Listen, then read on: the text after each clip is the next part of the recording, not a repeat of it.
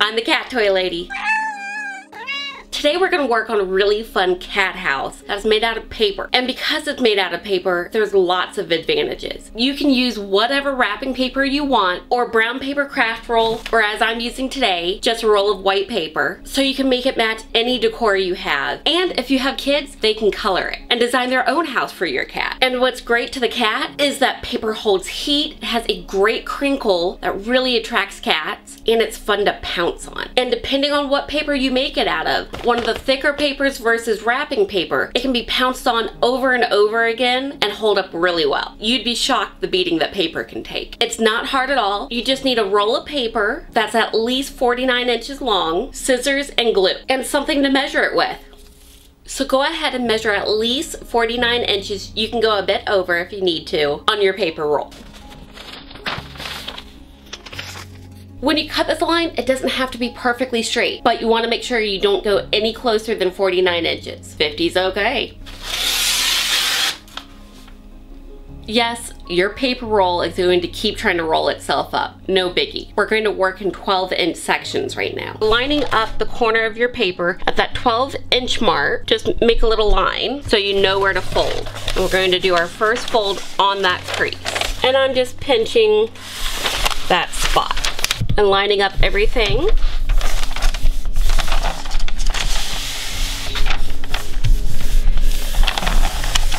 So you can see here, I've made a solid panel that lines up on the top and the bottom, and then I'm going to do it again. That 12-inch, I'm not just going to fold it on this line because I can't guarantee that I cut that straight. I'm lining up these edges and getting my 12-inch mark again. And folding the same way I did a minute ago on that crease. And yes, you can mark on the outside of your paper so you can see it easier, but I noticed with the paper in the roll, it wants to roll up on you. So it's easier to keep the marks on the inside for alignment reasons. And then one more time. Line up your edges and make your crease. Last time of it, and you can see I'm a hair off. Don't worry about it, it'll still work out. You can see what I did here. There's 4 12-inch panels that I made and another panel on the end. Yours may be a little skinnier if you stuck right to 49 inches, about 1 inch to 2 inches for this last panel. Now in the middle here, with 2 12-inch panels on each side, you're gonna fold it in half on the fold you already have. I like to use something like a book or my cutting sheet to help keep everything flat for this next step. So I'm gonna put it at the very back, making sure everything's flat along that seam. Making sure everything lines up top to bottom. And what we're going to do is this smaller little strip on the inside, we're going to end up gluing this top piece to it. That way we can make it into a big tunnel. And the easiest way to do that is to slide this piece all the way forward where you have about 1 inch of this last bit showing. Then you're gonna take your Elmer's glue. We all have it. It's non-toxic, so it's safe for the cats. And you're gonna glue all the way across this edge, about 1/2 inch away from this long edge, like this. I'm just going to smooth it out with my hands to work the glue side to side. After that, this piece that you laid on top, just slide it forward for a little bit just to help press it together. Give it about 5 minutes to dry. Now that you gave it a few minutes to dry, you may notice wrinkles along the spot where you glued.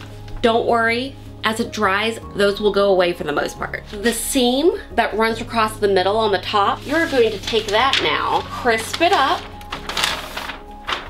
and then make it line up with this edge that you just glued. They're going to sit completely lined up on top of each other. And if you see down here, there's this fold on the inside, you're going to end up making that a crease too. So keeping your hands on that crease, now that you've made these pieces line up, you're just going to press forward until that fold on the inside becomes a hard crease. Just run your hands. Then you're gonna take the other crease that's running along the top, crisp it up, and do the same thing. And go ahead and crisp up this line underneath too. It just naturally wants to go into place. Line up your edges like you did on the other side. And that fold in between, you're going to run your hands along it and see what you get is like an hourglass. As long as you did your measurements correctly, when you pull back here, these two halves should not overlap. They just kind of butt up to each other. If they overlap, you may have to redo this. Now take this big piece and we're going to fold it in half down the middle.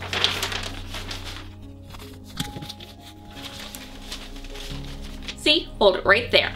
Now from that center fold, you're going to measure 7.5 inches over on the top and the bottom of this, and you're going to cut down that line. And I'm going to cut straight along right here.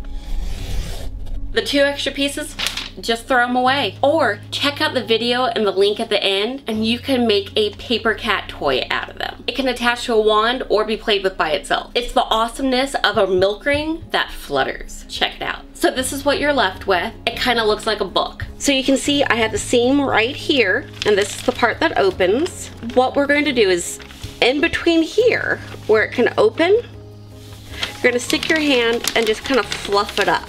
And then taking this seam that runs along the middle from that center crease and the seam underneath right here, you're going to line them up on top of each other. If you can see like that. Give it just a little tug to smooth out this corner, making sure to keep it lined up.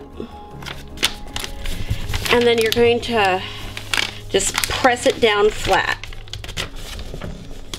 It's going to make the creases like the bottom of a brown paper bag. Let me turn it around so you can see this side. You're going to do the same thing again. Get all the little wrinkles out that you can see me doing, and then find your creases and line them up. There's one on top of the other right here. And then make your creases. Then crisp up that line. Then where this comes to a point, you're just going to squish it down flat and do it to the other end. Where this comes to a point, I'm keeping this crease right here that you can see in line with the entire edge and push that flat, making sure the center will lie flat. Make the rest of the line. Turn it around and do the other side, where you're going to take that corner, keeping this line right here lined up with the edge, and make your crease. Again, lining up this crease. There you go. And then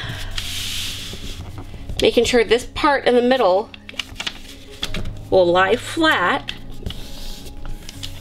The goal is to get this entire panel right here nice and flat. There's a crease right here and right here.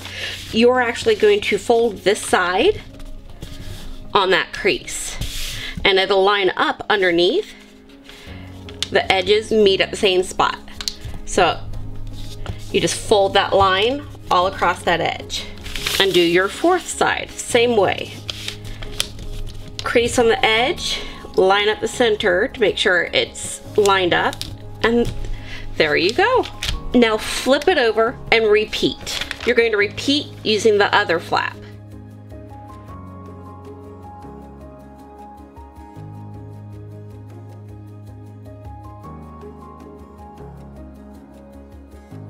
There we go.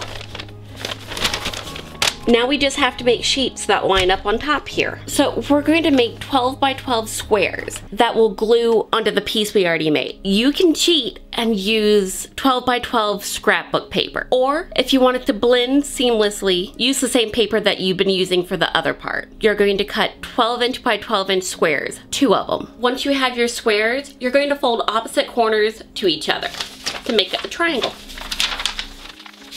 Now fold right here, making another triangle. You're going to cut 2.5 inches up from this long edge straight across here. It's going to make the opening like this. This part opens back up, and you're going to be able to glue it to the piece that we already had, but make a second one of these first.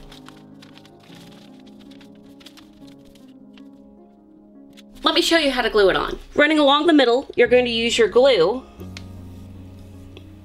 a generous seam of it, and take the piece that you have and glue it down. You'll be able to line up the corners.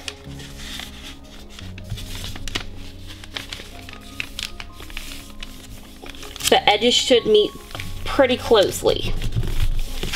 And then run your hand, smearing the glue. I like to use my palm, that way there's less chance of paper cuts.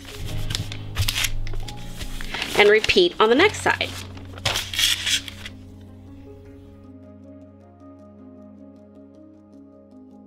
And as it dries, these wrinkles will go away. Now take something big and flat and set it on top to help press it while it dries. Okay, so mine's not all the way dry, but I want to show you how to open it. Holding up at the seam, not on the very edge, pull it apart. Just running your hands all the way around.